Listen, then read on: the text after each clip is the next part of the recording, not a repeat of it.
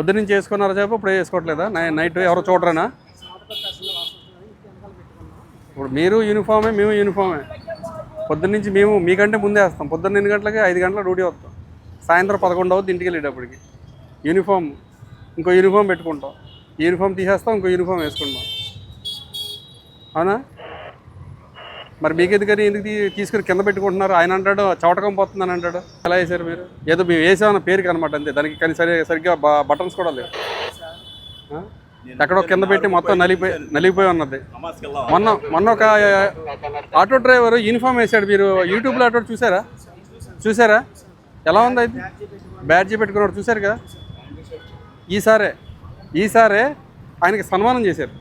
ఎందుకంటే ఇది ఒక మీకు ఇచ్చినటువంటి గౌరవం. ఇది ఆయన చాలా బాగా కింద నుంచి షూ కూడా వేసాడు ఆయన. ఇదే టైంలో పట్టుకున్నాం. ఎందుకనండి మరి? అంటే మీకు డబ్బులు లెక్కలేదన్నమాట. ఆయన ఫైన్ కట్టేస్తాం, మేము పర్వాలేదు, మాకు లెక్కలేదు, మేము వేసుకోండి ఫైన్లు, మేము యూనిఫామ్ లేకుండా తిరుగుతాం. అంతేనండి? మరి ఎందుకని వేసుకోవట్లేదు మీరు? ఎందుకు వేసుకోరు? దగ్గర అని చెప్పి దగ్గరైనా సరే బయటికి రోడ్డు మీదకి వచ్చినప్పుడు యూనిఫామ్ వేసుకుని చెప్పారు కదా.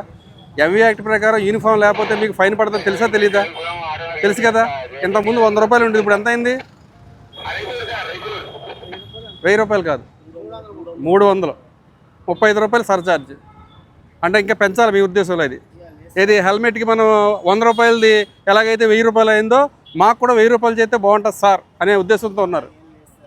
సార్ కూడా మీ చెప్పారంటే మీరు చాలా చిన్నోళ్ళు, ఇంట్లో పరిస్థితులు బాగోపోవటం వల్ల మీరు ఇలాగ ఆటో నడుపుకుంటున్నారు, దాన్ని డిగ్నిటీగా చేయండి అని చెప్తున్నారు.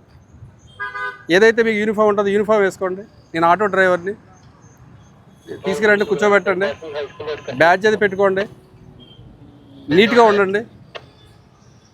మీ పని మీరు చేసుకున్నారనుకో, మా పని మేము చాలా ఈజీగా ఉంటుంది మాకు. కానీ మీరు మీ పని చేయట్లే. ఇష్టం వచ్చినట్టు గడ్డాలు పెంచుకోవటాలు, రకరకాలుగా ఉంటాము.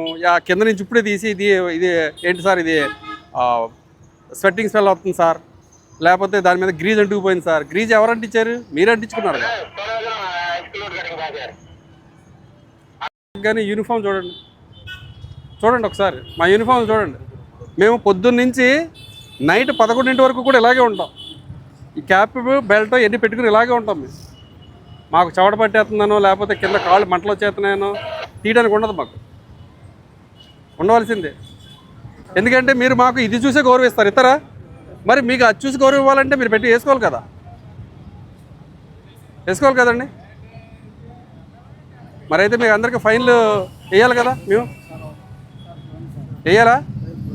ఎందుకని చూడాలి? ఫైన్లు పడతాయని తెలిసినా కూడా మీరు వేసుకోవట్లేదు. అందుకని మిమ్మల్ని ఎందుకని ఏ రకంగా మిమ్మల్ని ఎక్స్క్యూజ్ చేయాలి చెప్పండి మాకు. మీకు 300 రూపాయలు అంటే లెక్కలేదు. ఎందుకంటే మీరు అందరూ కూడా రోజుకి ఒక 5,000 10,000 సంపాదిస్తున్నట్టున్నారు. మాకు తెలుసు ఒక ఆటో డ్రైవర్ ఎంత కష్టపడతాడో. కానీ మీ దృష్టిలో మాత్రం మీరు నాకు తెలిసి ఒక 5,000 6,000 సంపాదిస్తున్నారేమో.